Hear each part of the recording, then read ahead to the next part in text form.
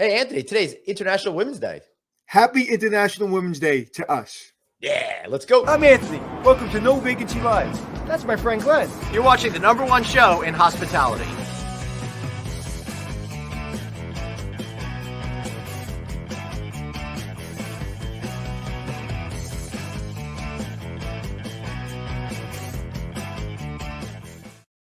Hey, everybody. Welcome to No Vacancy pre-recorded, I think. That's Anthony Melchiori. I'm Glenn Hausman. I happen to be on a plane right now going out to the California Lodging Investment Conference. Hope we all see you there on March 10th. But today, Anthony, it's International Women's Day, and we want to make sure that we treat this day with the accord that it deserves, yes? Yeah, and like I said, happy Women's Day to us because we're surrounded by really strong women who are amazing. Yeah, that is absolutely right. I owe the women in my life an awful lot for teaching me to be who I am today and help me get through the good times and the bad. There's one woman in particular that gave you life, I think, right? Yes, good old Mama Hausman. We love her, and we love taking good care of her because she took such good care of me. But yeah, Anthony. I was going to say, what happened with that brunch? You were making her brunch the other day. How'd that go? It went well, although I was the only one that ate the quiche. I don't know what it is. I mean, real men eat quiche. Apparently, where it's no longer the 1970s, I'm eating quiche, and I am proud of it. But Anthony, today we're going to be featuring 3 amazing people that happen to be women. I'm talking about Devon Reeves, Manny Repenacker, who we know from Marriott, and of course, our very own Dr. Producer Suzanne. Oh, Dr. Producer Suzanne too? I didn't know that. Yeah, so that'll be fun. So we're going to be talking to all of them. We've got 3 great segments. I hope you all stick around to hear what they have to say. Anthony, I'm ready to go to hear our first interview. Do you have anything that you want to say? Let's go, my friend.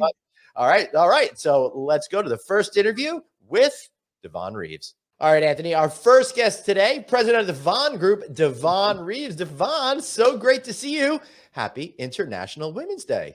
Yay. Well, welcome back, my friend. I'm back.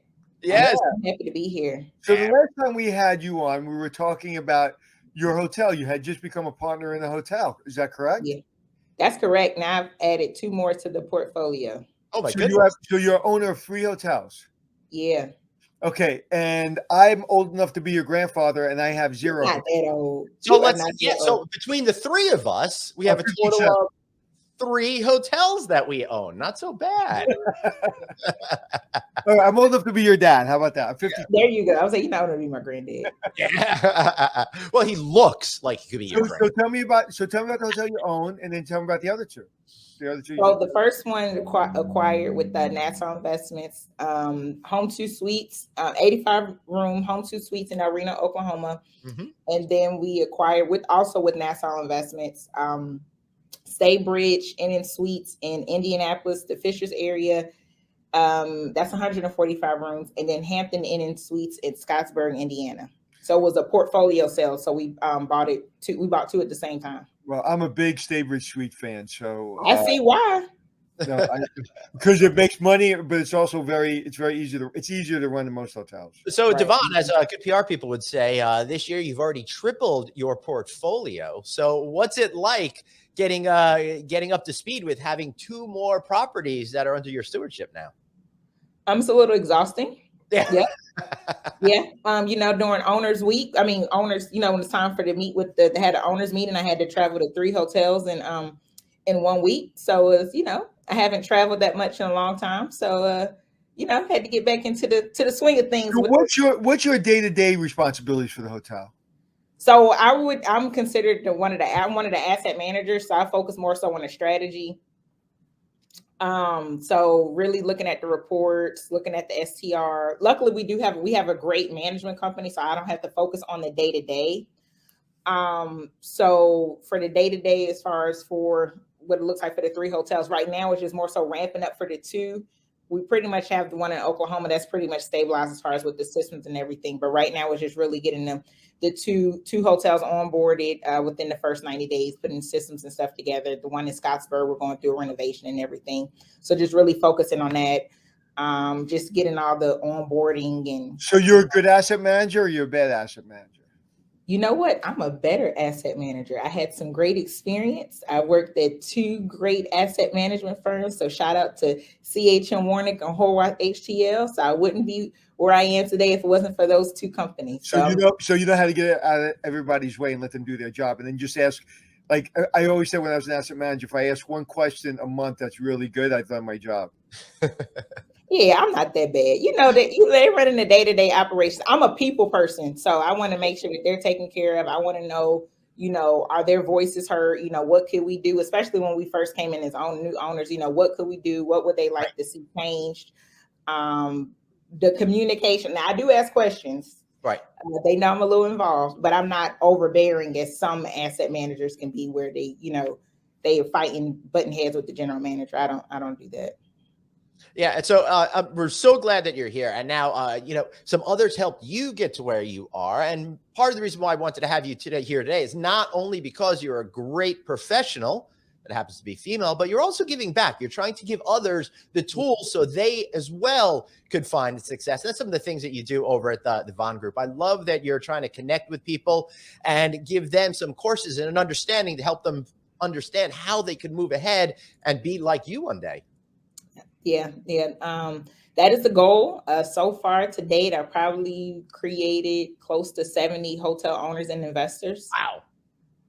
That's a combination investing in REITs, real estate investment trust, investing privately, investing through crowdfunding, or some even becoming co-owners in hotels. So what are some of the things that people are most afraid of when they're first embarking on the idea of saying, "Hey, I would like to own a hotel one day"? I think it's more so like the mindset. Like, I don't know about you all, but I didn't really grow up talking about hotel ownership at the dinner table. So I think just like going over that hurdle, some families they do. Some families they ain't pass throughout the family. I didn't grow up like that. I mostly ate TV dinners in front of literally the TV on a shag carpet all alone every single night growing up. Oh, really? Well, my dad worked late, and my mom would want to work, eat with my dad. So I'm giving you a virtual hug. It's all right. We've got great family dinners here. Okay. And though we don't talk about hotel ownership, we do try to help each other along. So tell us about how that started you on your path then. Yeah, what started me on my hotel ownership path, I was actually part of the American Hotel Lodging Association Under 30 Gateway. Cool. It was an organization for folks, for hospitality professionals under 30. And a lot of my colleagues who were under 30, they were in the hotel ownership space. And I didn't know you could own a hotel at the time. And once I saw other folks, they may not look like me, but we were the same age. And I figured if they can do it, I can do it too. So that put a little light bulb, put a little fire under me. So was it harder to own your first hotel and get investors, or is it just as hard for your second and third hotel? The second and third, it's maybe just hard in different ways. Yeah, it was harder and different because the closing process was a little different.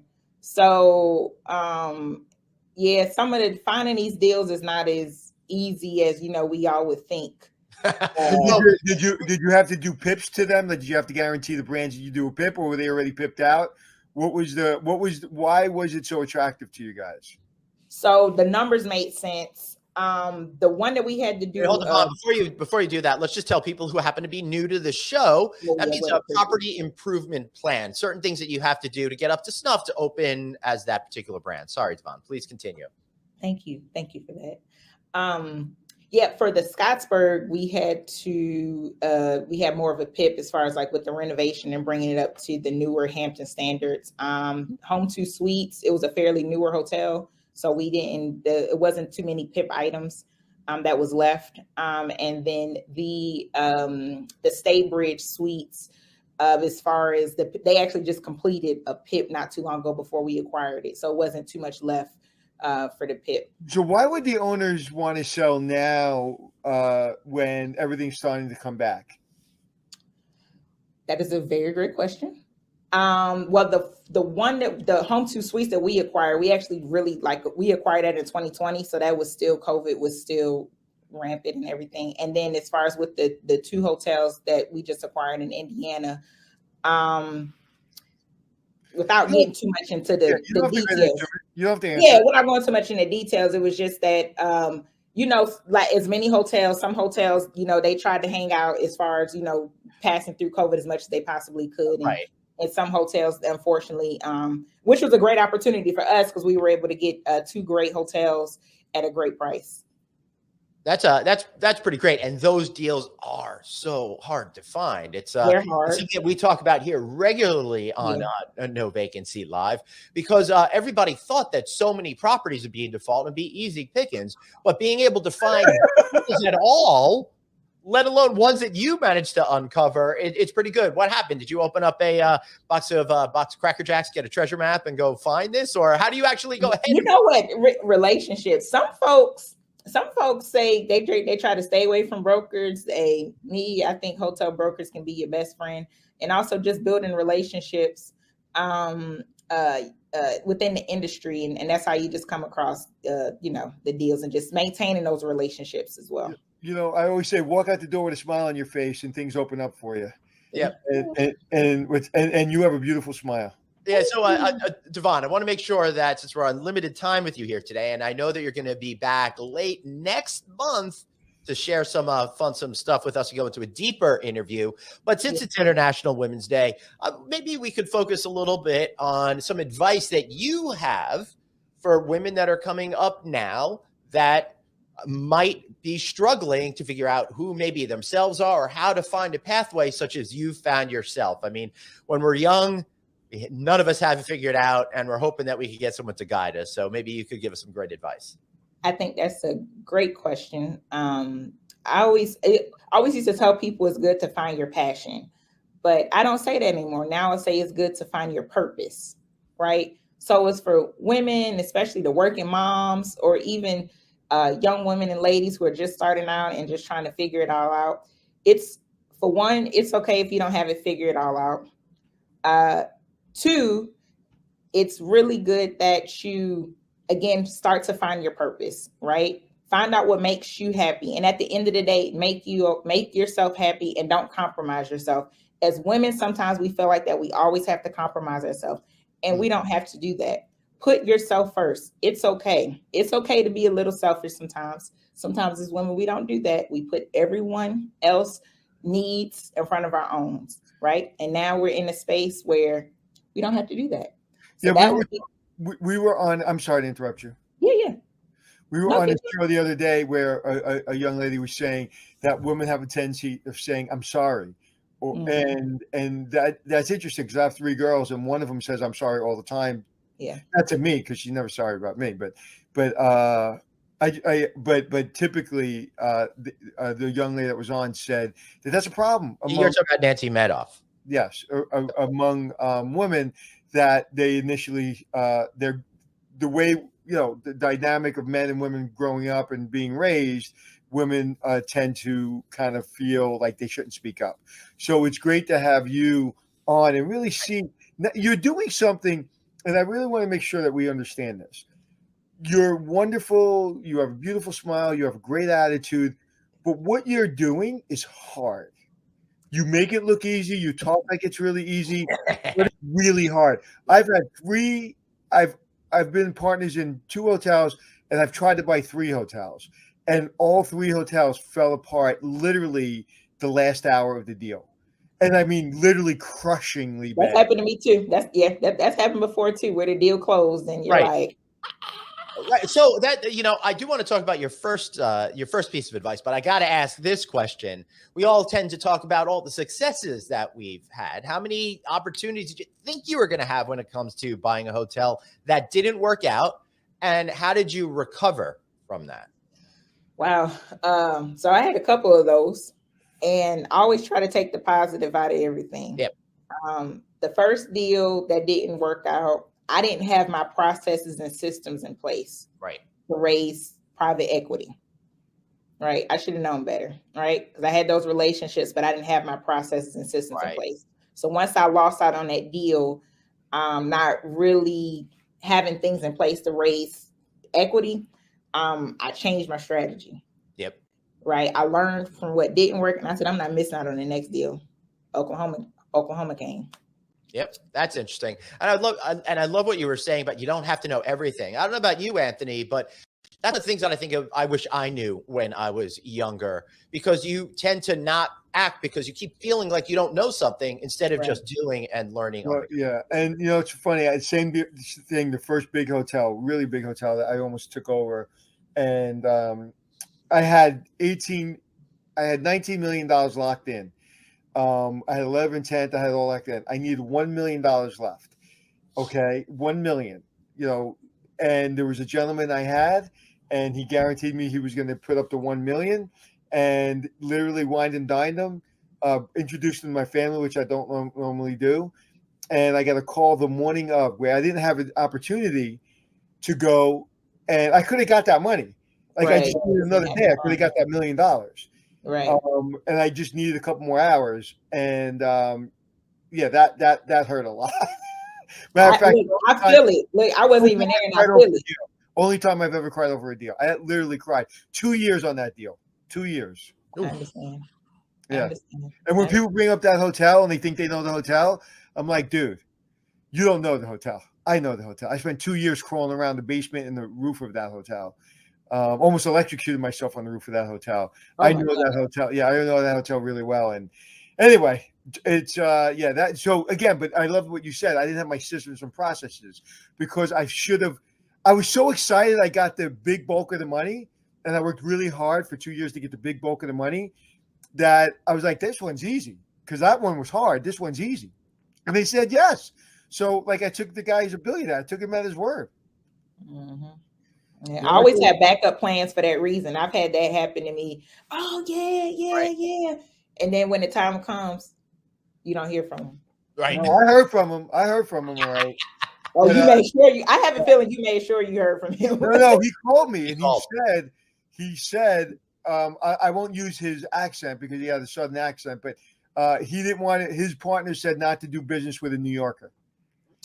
Oh. Even though my reputation is out there, and even though I've been on TV for 10 years and everybody knows who I am and what I do and what I'm about, he said because I was in New York and his partners were concerned.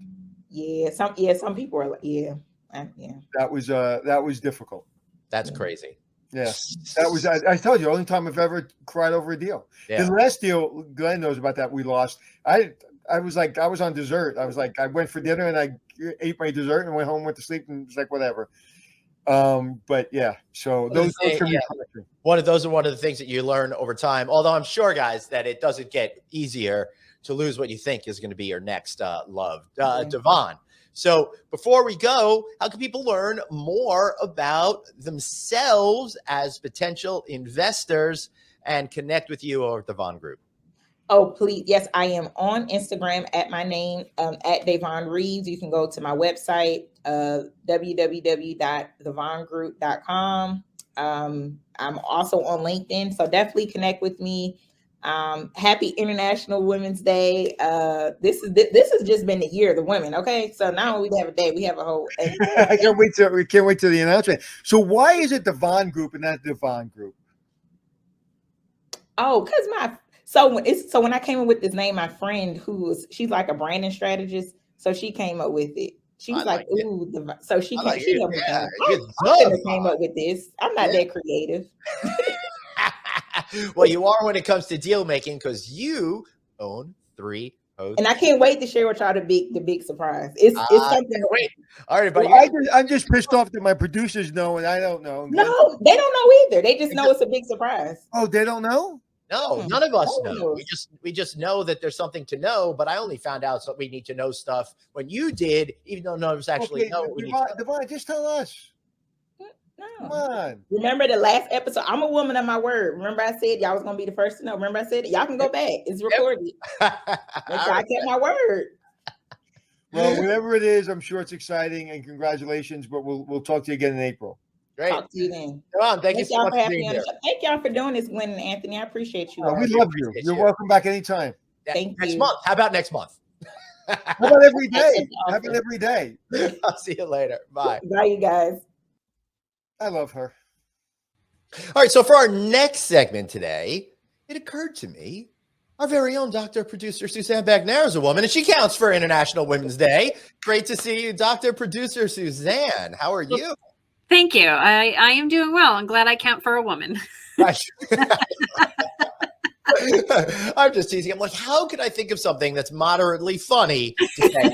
I'm going to go back. I'll keep working on it. I don't know. So unfortunately, Anthony can't join us for this segment, or should I say fortunately, because I get you all to myself. Usually you're backstage making everything happen or teaching kids in the classroom how to be better human beings in hospitality.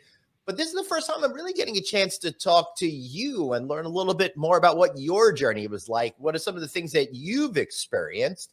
But I think the best place to start is overall and overarching your career. How difficult has it been for you compared to maybe other people, do you think, simply because you are female in order to get to the place you are, which is pretty awesome? And I'm not talking about producing for No Vacancy Live. I'm talking about your daytime gig. Actually, I think part of the fun is producing during the course of the day. Yeah. But yes, I actually do have a PhD in hospitality management. So ironically, I am in a very elite class of like less than 3% of the population that have PhDs. And so that's kind of cool. I think when that was kind of and as someone in the other 97%, I'm pretty impressed. Well, like it was a neat kind of experience when they kind of bestowed that upon us and told us, like, you just didn't really think about it that way. I just was going for a degree. Never really thought I'd go for that degree, but I had some great mentors, female mentors. Caroline Cooper was my dean at Johnson & Wales, and she, in no uncertain terms, sat me down and told me, you are going for your PhD. Right. Because she felt I had what was the right mix between the industry experience and then the teaching to actually get into where I am and what I'm doing now, and being able to bridge those gaps from the industry and academia and trying to help make a difference for not just women, but for all people in hospitality. And that's what I love every single day when I show up for work. So how did you get turned on to the whole notion of hospitality in this business? Because honestly, growing up, to me, I never was exposed to it. I stayed in hotels. I loved it, but I never made the connection that, oh, that's a career. Well, mine actually started in the restaurant industry, not in the hotel side. Right, because your family had a restaurant, right? Yeah. So 3 days old, hitting table number 11 at Louis Shore Restaurant is kind of where I was parked. And from a young age, my Auntie Di gave me the opportunity to walk around the restaurant with her and pick up the menus and clean them all off. And then eventually, when I was able to do math well enough, I was able to make change and do tips, and then eventually put all the checks in order and just really learned some very basic skills. But from a hospitality perspective, she taught me how important it was to be on stage and connect and know your guests and network. And I followed in those footsteps and enjoyed it and loved it. And then watched our sous chef, John, in enjoying what he was doing. And then he went to Johnson & Wales and piqued my interest to say, I don't want to go to Cornell University and be a vet because my patients are never going to talk to me. I'd rather have fun and engage. Sounds rough. Oh, sorry. My science teacher was pretty disappointed because he was all gung-ho that I would go to Cornell and be a veterinarian. But honestly, I love what I do every single day, because there's not one day that has ever been the same in the industry, and even on the teaching side. And I kind of had a feeling I was going to be interested in teaching when I was at Johnson & Wales working on my associates and my bachelor's, and then eventually my master's degree, to say, let's put this in my back pocket, because as I get a little older and want a family, it might be a little easier to teach as opposed to working extended hours. And so that's where I got the master's degree. And then I was like, I'm done. There's no more school. And then Dean Cooper sat me down and said, nope, there's more school for you. Yeah. Really bad Seinfeld episode. No more school for you. So that's really fascinating. So you kind of had parallel tracks, working in hospitality and then learning about the art of hospitality, not just in the restaurant, but through your education as well. What do you think you've been able to bring to your career that maybe others who didn't grow up in the restaurant environment were able to bring? And how do you think that served you well? awesome question. And I think because I had the opportunity to start early, I was able to really dip my toes into the sand, in the water, whatever you want to call it, and really get a feel of where did I start to feel what my interest was in my niche. And so definitely started in the restaurant side. But then while I was in college, I started to look at how my skills that I had created and developed in myself started to become transferable. Mhm. And so at Johnson & Wales, I ended up being a hall director in residential life, overseeing the dorms, if you will. Typically, we call them residence halls. And so Right. that was a very good connection to being in hotels. You're checking in your guests, you're doing room inspections, cleanliness, all that kind of stuff. And so that led me to an opportunity to take a position in downtown Boston and commute from Rhode Island to give that a shot. And so once I tested it, I was like, I love hotels. And so then I put myself on a goal and said, I want to be a GM by the time I'm 25. Mhm. And that was a pretty aggressive goal. But because I had all of these years of experience behind me working in the field to continue to develop these skills, I was actually able to exceed that goal. And I did it when I was 24. Wow. I had And no I was the first female GM in the city of Boston at the time. What? Are you kidding me? Yeah. I'm really, really super impressed. That's pretty amazing. When I was 24, I was trying to figure out how to move out of my parents' house, I think. I know, and it's interesting when you see kids now, especially with health insurance, you're allowed to stay on your parents' health insurance until you're 26. Like, no, I had my own health insurance at 24 and, had to make those decisions about what you were going to do and what have you. So yeah, I would say it definitely advanced my career growth and my trajectory and just, I think even adulting faster than some of my other friends and colleagues. Yeah. So how do you think achieving that position at such a young age really affected the rest of your life? Because honestly, when I was in my 20s, I spent a lot of it just goofing off, working, but not being super serious about my career. And it probably set me back on some of the goals that I have now by a number of years. How do you feel in your experience getting to that point was so good? Or maybe you regret not effing around like I did? I don't.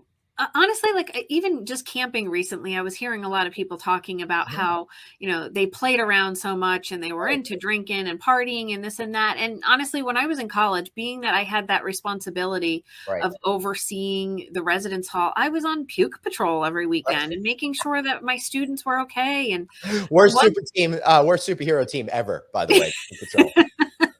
And so, you fast forward that a little bit. I learned so much medically. Obviously, this was before HIPAA was out there, but I had to be the advocate for that particular student at the time because they might not have been coherent enough to take care of themselves. That has given me such great strength to be able to take care of friends and family now that I never knew I needed. And with that, I think I don't really regret. I'm not a partier type. Like I might have a drink or two here or there, but it just was never in my nature. It wasn't in the makeup of what my family was about. And it wasn't how we celebrated time together. So I don't feel like I missed out on anything.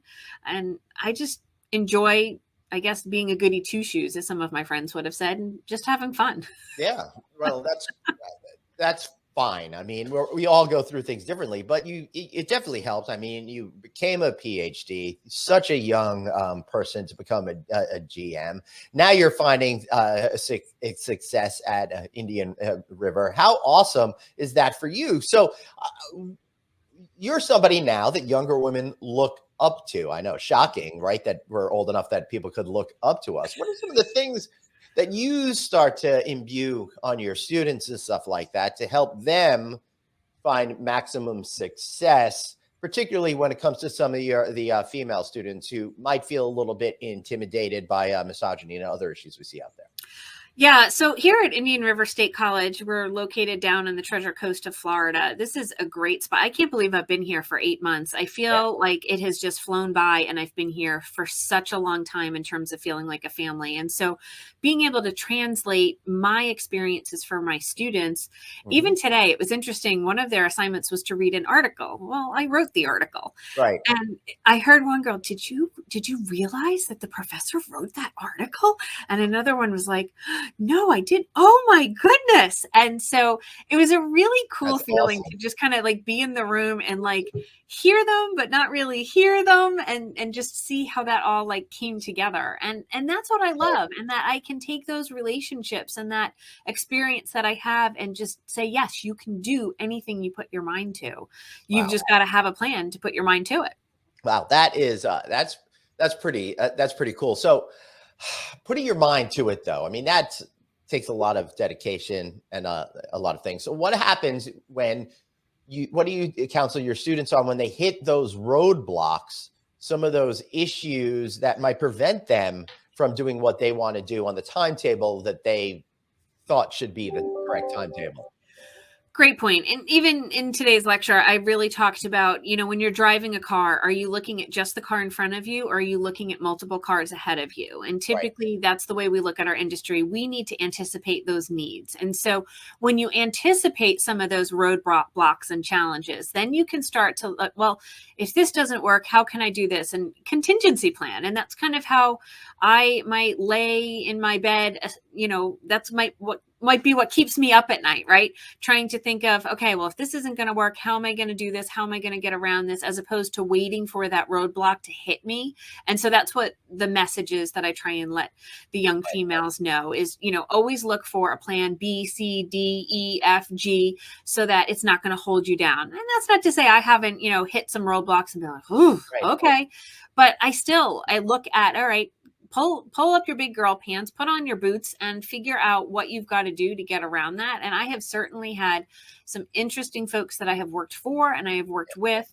And there's been some challenging times where I didn't think I was going to be able to get past those roadblocks. And I also have found some great mentors, and whether it be females or males in my industry, to really look at, all right, how do I get by this? What are your thoughts? Help me think through this. And that has been phenomenal to help me think about it differently, to really leverage challenges into opportunities. So it sounds like you've managed to create a great community for yourself, right? But not all of us have that, particularly young people that are just starting their career.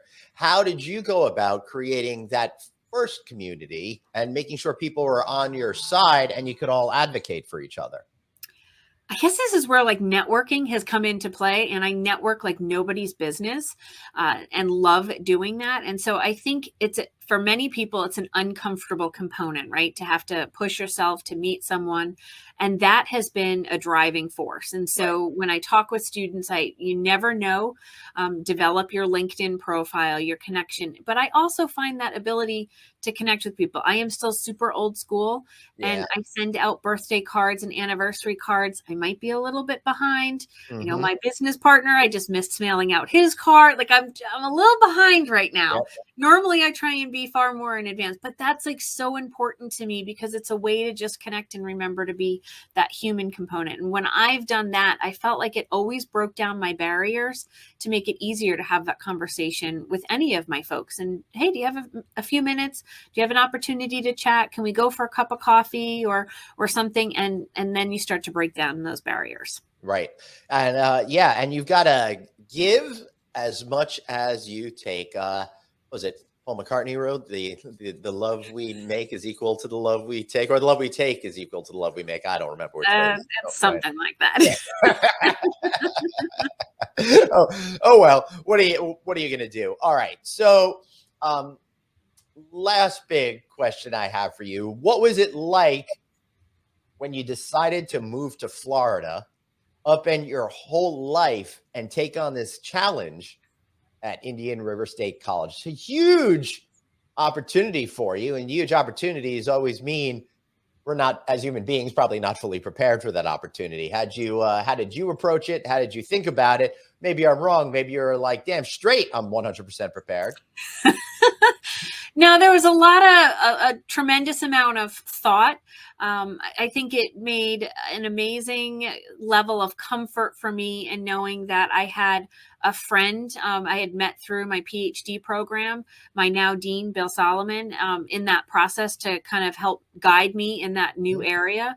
It's funny, I just looked at my time hop and saw a list of all the towns I should consider exploring and which ones I had to cross off. And I'm like, wow, that was a year ago. And so it was the biggest challenge because I had never moved that far. Now, I'm not saying I hadn't moved, and my family and I, in terms of my husband and my stepchildren and my son, in some way, shape, or form, I have moved 22 times, but they were between New York, Rhode Island, and Massachusetts. And so it was a little bit easier. And so this was a lot. And, I had wanted to do something bold in my life and really leverage the experiences that I have. And I felt like this was my moment. And I didn't want to let it go. I didn't want to let it pass to just continue to float by in life and just, sold as much as I could and said goodbye to as many of my friends and said, I'm not going to be forgotten. And we now have technology that can make things so much easier. But I figured I'll be in Florida. And when I buy my next, as my son would say, forever house, there's going to be a couple extra guest rooms in there. So good opportunity for friends and family to have to be forced to come down to paradise and come visit with me. I know. Real sad. All right. So let's wrap this up. Any final words, Dr. Producer Suzanne? I would like to just remind all of the ladies out there that you just need to set your mind to what you want to do. If you're not sure, continue to explore and try and find good mentors in your realm. And I am available. You can reach me through No Vacancy. You can reach me through Indian River State College. You can reach me through LinkedIn to give advice and guidance. I am happy to. I would love to see more women continue to advance in our industry. We have so many already in our field. We just want to see them elevate to the levels of leadership that we know that they are amazing at doing. And hopefully we can continue to expand that together. Beautiful. Speaking of elevating your way to leadership, why not check out the audio version of the podcast? Find that at Apple Podcasts, iHeartRadio. You know the routine. Wherever you get your shows, that's where we are. Subscribe today. Thank you for being here. This is a fun way to wrap up our International Women's Day. And I'm on a plane right now. How fun is that I'm in two places at once? You are super talented, Glenn. I appreciate you having me. You're the best. And thanks, everybody, for being here. Remember, you've got one life, so blaze on and take us out. Go for it, say it. Be kind to yourself. All right, everybody. See you tomorrow. Live for real.